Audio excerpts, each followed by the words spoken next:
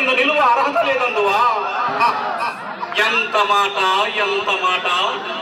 ఇది క్షాత్ర పరీక్ష గాని క్షత్రియ పరీక్ష కాదే, కాదు, కాకూడదు. ఇది కుల పరీక్ష ఎందువా?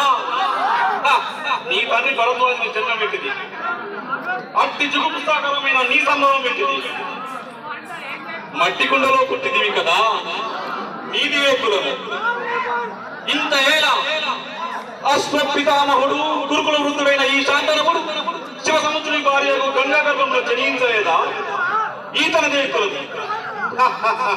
నాతో చెప్పిస్తేమయ్యా, మా వంశములకు మూల పురుషుడైన వశిష్ఠుడు దేవేశకు ఊర్వశి పుత్రుడు కాదా?